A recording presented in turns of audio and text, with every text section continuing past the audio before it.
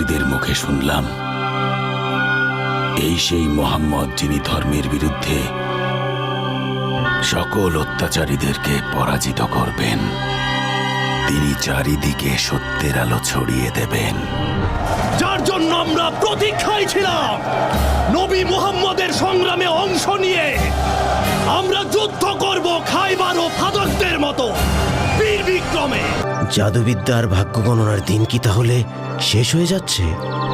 তারা খুন হয়েছিলেন। মক্কার মানুষ নিজেদের অনুশাসন আর প্রথার বিরোধিতাকারীকে কখনোই প্রশ্রয় দেয় না।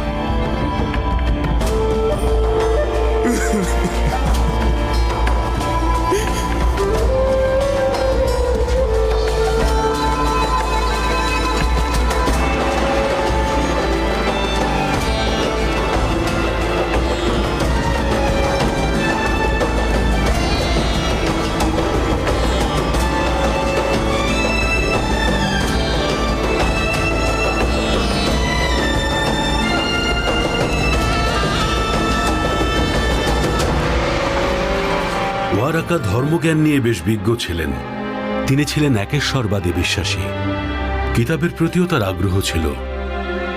তাওরাত এবং বাইবেল বিশ্বাসীদের কাছ থেকে তিনি জ্ঞান আহরণ করতেন এবং তিনি সর্বশেষ নবীর আগমনের অপেক্ষায়ই ছিলেন।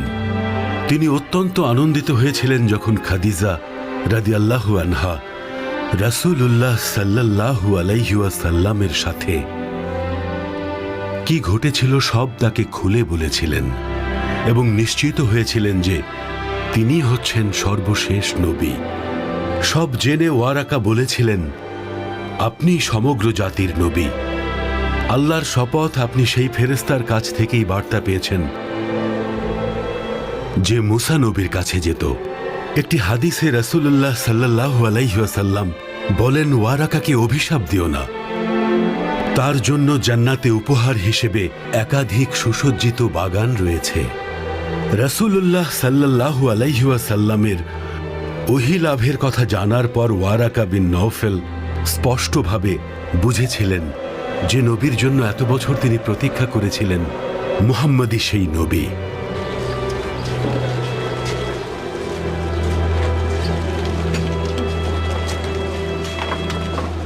আমার প্রিয় পুত্র মুহাম্মদ এবং তার সাথে আলী এভাবে মাটিতে কেন সেজদা দিচ্ছে? কি করছে তারা আসলে? ওরা মাথা নত কেন করে আছে? এমন প্রার্থনা তো কুরাইশদের আগে কখনো করতে দেখিনি। আমার পুত্রগণ, তোমরা কি করছো?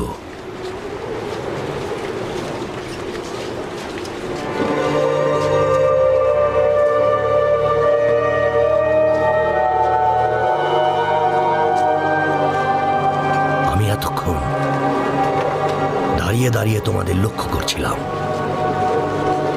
দেখছিলাম আলী আর তোমার সেজদা করা, মাথা নত করা আর দাঁড়িয়ে থাকার অন্যরকম ভঙ্গিমা। বলা হয়ে থাকে রাসূলুল্লাহ সাল্লাল্লাহু আলাইহি ওয়াসাল্লামকে আবু তালিব জিজ্ঞাসা করতেন আলী রাদিয়াল্লাহু তাআলা আনহুর সাথে তিনি সবসময় কি করেন। উত্তরে নবীজি তাকে বলতেন, তাকে সৃষ্টিকর্তার কাছ থেকে ওহী পাঠানো হয়েছে। তারপর নবীজি চাচা আবু তালিবকেও ইসলাম ধর্মের দাওয়াত দেন, সে ধর্মে যে ধর্ম নবী ইব্রাহিম সহ সকল নবী ও রাসূল আজীবন প্রচার করে গেছেন। পূর্বপুরুষদের ধর্মকে আমি পরিত্যাগ করতে পারবো না, কিন্তু যতদিন আমি বেঁচে আছি ততদিন তোমার কোনো ক্ষতি কোনোভাবেই হতে দেব না। খাদিজা রাদিয়াল্লাহু তাআলা আনহা ছিলেন তাদের মধ্যে অন্যতম যারা মুহাম্মদ সাল্লাল্লাহু আলাইহি ওয়াসাল্লামকে সবচেয়ে বেশি সমর্থন দিয়েছিলেন আর আল্লাহর বার্তাকে দৃঢ় বিশ্বাসে গ্রহণ করে নিয়েছিলেন। তিনি নবীজির সাথে ধর্মপ্রচারে সাহায্য করতেন, আর যে কয়দিন নবীজির উপর ওহী আসা বন্ধ ছিল বিবি খাদিজা ওনাকে ভরসা দিতেন। ওহী বন্ধ হয়ে গেলে রাসূলুল্লাহ সাল্লাল্লাহু আলাইহি ওয়াসাল্লাম বিচলিত ও দুশ্চিন্তাগ্রস্ত হয়ে পর্বত শিখরে আরোহণ করলেন। তখন ফেরেশতা জিব্রাইল তাকে লক্ষ্য করে বললেন, আপনি আল্লাহর সত্য নবী। বিসমিল্লাহির রহমানির রহিম। শপথ পূর্বাহ্নের, শপথ রাত্রির যখন তা গভীর হয়, আপনার পালনকর্তা আপনাকে ত্যাগ করেননি এবং আপনার প্রতি বিরূপ হননি। আপনার জন্য পরকাল ইহকাল অপেক্ষা শ্রেয়। আপনার পালনকর্তার দানে সত্তরই আপনি সন্তুষ্ট হবেন। তিনি কি আপনাকে এতিম রূপে পাননি অতঃপর আশ্রয় দিয়েছেন? তিনি আপনাকে পথহারা পেয়ে পথ প্রদর্শন করেছেন। তিনি আপনাকে নিঃস্ব পেয়ে অভাবমুক্ত করেছেন।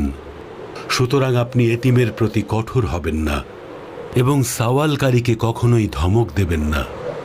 আর প্রকাশ করুন আপনার পালনকর্তার নেয়ামতের কথা।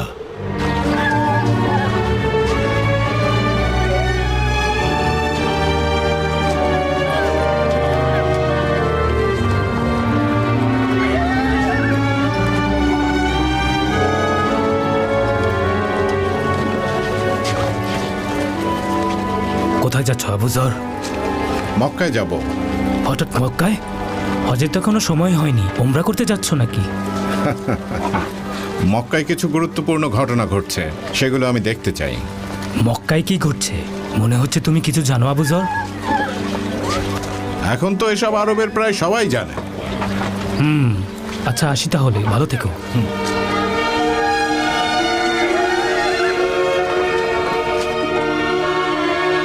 কেন আমাদেরকে ডেকেছো আবু বকর?